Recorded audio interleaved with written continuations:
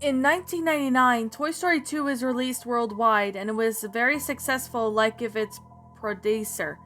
What I am here to talk about today is an alternate and more gruesome death of one of the movie's characters. That character was Stinky Pete, aka the Prospector. If you may have watched the film, he was a character from Woody's franchise and he was voiced by Kelsey Grammer, who also voiced another villain named Sideshow Bob from The Simpsons. I was an intern at Pixar and I recently got my degree in animation and I love my job. During some time during the production of Toy Story 2, a man came up and told me to submit morbid ideas, but I refused, saying that had he may make me lose my job. I found the disc on my table when it was time to go home. The disc said "for you," and that was strange, so I came back for home for the disc as I had it in my suitcase. I plugged it into my DVD player and played suddenly.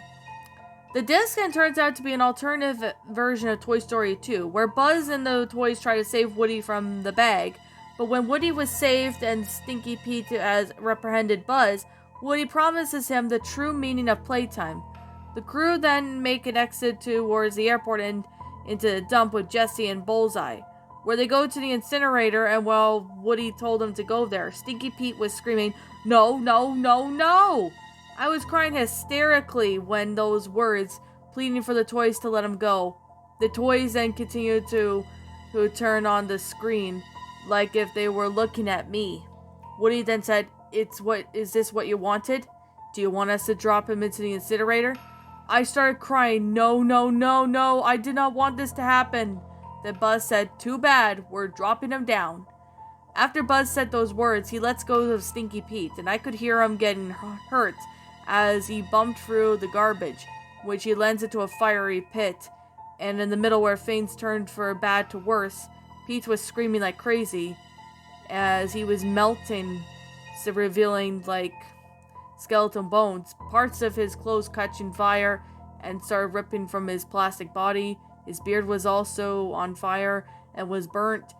He rolled his eyes down and they were busted like egg yolks, and the toys were just looking at him in pleasure as they smiled and watched him burn to death. They were just standing there, most probably because one of the toys might have pushed the stop button at the conveyor belt.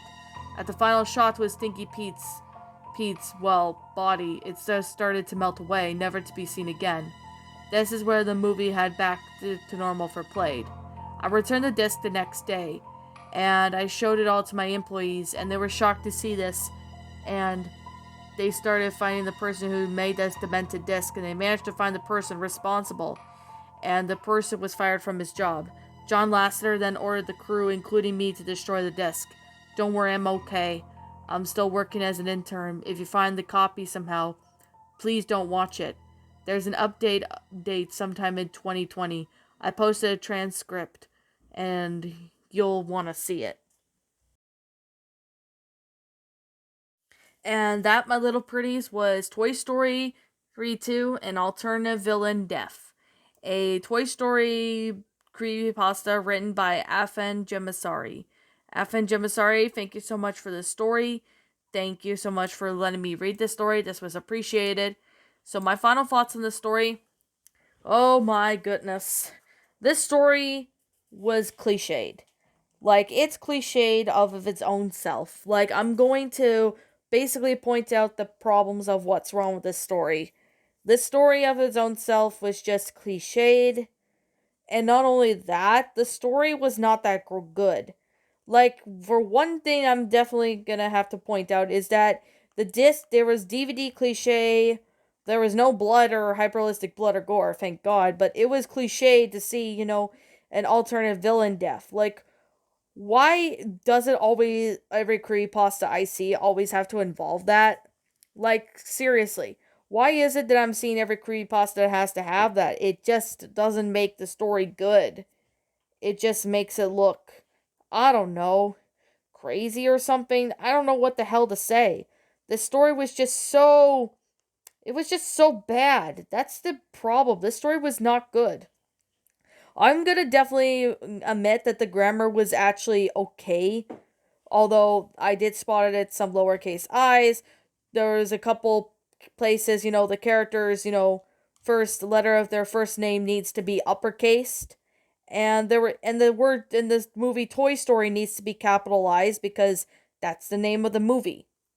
But I'm definitely saying that this right now that this story just honestly didn't really sit right with me, and I honestly just didn't really like how this story went out. This story was just cliched. It and the main thing is that this is kind of like a copy and paste from Toy Story 3 alternative ending, because apparently there was a certain part in the whole movie, well, in this part, like in this story, there's actually a part that I'm seeing that actually involves, well, Stinky Pete going through, or the prospector going through the conveyor belt, where he ends up getting off, kind of like how Toy Story alternative ending went. Like, why was there a need to sit there and do that? There was like no need for that. Like, to be honest, there was like no need to sit there and add that. That just didn't make the story look incredibly good. The story just didn't look good. It just didn't, well, it just wasn't good. That's just the main issue with the story. It just wasn't good. Why does this story even exist? I don't even know why, but it does. And this story just didn't really. The story was just not good. That's the main issue. Is that this story was just not good. Like, this story, besides of it being cliched, the grammar needs to be fixed up. Like, I spotted, some grammatical errors too. So, I honestly, don't understand why this story, was, you know, there, but it just didn't really work. And that's the main issue, is that the story of its own self was just not good. That's the main issue with the story of its own self. It just wasn't good. So that's just the main issue. This story was just, it just was garbage. That's the main issue with the story. It's just completely and utterly garbage. That's the main issue with the story and of how it went out. The story it just wasn't good. That's the main thing I'm saying, is that the story of its own self was not that good. Now, maybe if the story was fixed up, maybe that way, maybe it would have get a higher ranking if it was more, not cliched or anything, but of its own self, the story just wasn't good. That's the main issue.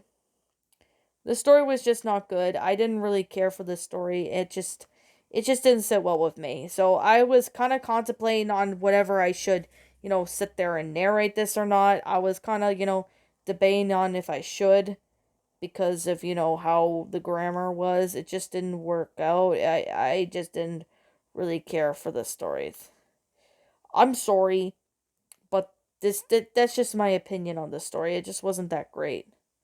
So I'm just definitely saying that the story just wasn't that great to even remotely begin with. And there's a transcript for this story, which that's what I read on the about the update. So I am going to read that eventually, the transcript update. So there's definitely that. So you guys will be able to see that as soon as I have time to narrate it. Not really sure when I'm going to have time to do it, but I will do my best to do it if I ever get the opportunity. Now, I guess with that being the case, that being said, the story just needs to be rewritten. Like, a rewrite of this story would, be more, helpful. Or maybe if there was like a better explanation or something, that would actually, be more better. At least to me, though, that is. I'm not trying to say, it's terrible. No, it's not terrible.